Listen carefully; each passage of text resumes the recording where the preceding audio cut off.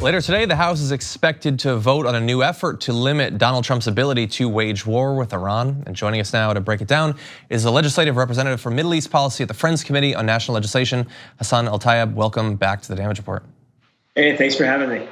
Good to have you on. I feel like we've talked multiple times about this effort to impose some restrictions on Donald Trump. Can you tell us a little bit about where we're at today? Because we've had previous votes, obviously. What's the most current effort about? Yeah, so earlier in the year, we passed SJ Res 68, Senator Kaine's Iran War Powers resolution to end hostilities and U.S. support for any intervention with Iran, no bombing, and trying to restrain the president from launching unauthorized strikes. Now that passed with a 55-45 vote majority in the Senate, and now it's heading back over to the House for consideration, and that's going to get a vote later on today. If everything goes as planned, it's looking like we're going to pass that as well, and that would be the second time in U.S. history that Congress passed a war powers resolution with bipartisan majorities and got a war powers resolution on the president's desk. So this is indeed a historic day if it gets over the finish line, which we anticipate it will. By the way, I want to just briefly give you some credit because I believe the last time we talked, it was in advance of the Senate vote, and we had a conversation about will enough Republicans flip to make it pass? And you talked about some of the possibilities, and I left the conversation thinking, okay, maybe 51 will be the final vote. But you ended up being right, and they did flip quite a few Republicans, and so you deserve credit for a very accurate prediction there. I'm assuming that it is likely that this will pass in the House, where hypothetically you wouldn't even need the Republicans to flip. Yeah, so we're expecting we're going to pass this anyway, but we've done a lot of work to try to shore up Republican support because this isn't just about this particular vote or this particular moment.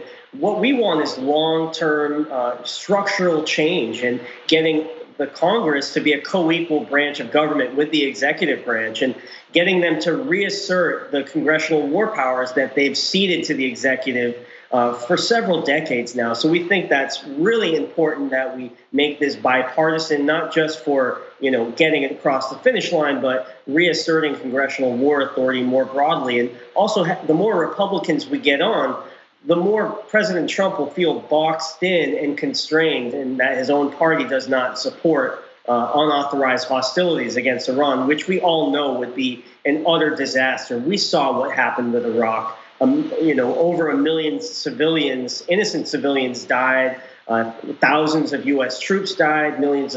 Trillions of dollars, I should say, were spent. So we just have to send the message loud and clear that the U.S., the American people and the Congress just don't want a war with Iran. I hope that message is sent as loud and as clearly as possible. So let's say that it passes. It's let's say it's identical to the Kaine version. Hypothetically, it goes to Trump's desk. Hopefully, with enough Republicans supporting it to put some pressure on him. And by the way, acknowledging that Donald Trump has been saying for years now that he doesn't support endless war or needless war, that it's wasteful. I mean, he says he opposed the war in Iraq, which is of course not true, but he does like to claim that he's against war in many cases. Is there any chance that he will not veto this new version? Well, that's a good question. He, the official administration statement of policy was basically that they were planning on vetoing this resolution, unfortunately.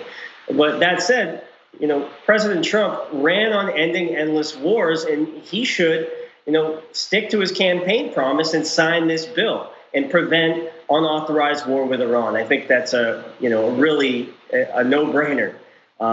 So what will happen if he vetoes? Let's just put that scenario out there.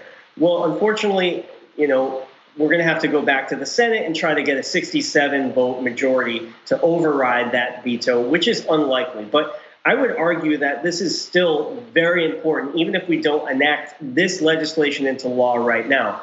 One, it's part of a longer-term conversation, as I mentioned earlier, of getting Congress to keep the drumbeat going of reasserting congressional war powers. Two, I think it lowers the temperature between the U.S. and Iran. And we're sending a strong statement that the Congress who has the power of the purse and funds the military each year in the Pentagon budget, that we do not, the Congress and the American people don't want an unauthorized war with Iran, and it will lower the risk of miscalculation and accidents. We all saw the Ukrainian airliner that was shot down, and that was precisely done in the fog of war. And, so we want to prevent more instances like that from happening. And it also gives us momentum heading into the National Defense Authorization Act or the Pentagon budget bill, which is a must-pass bill. We could attach provisions that will do similar, achieve similar policy objectives as the Iran War Powers Resolution.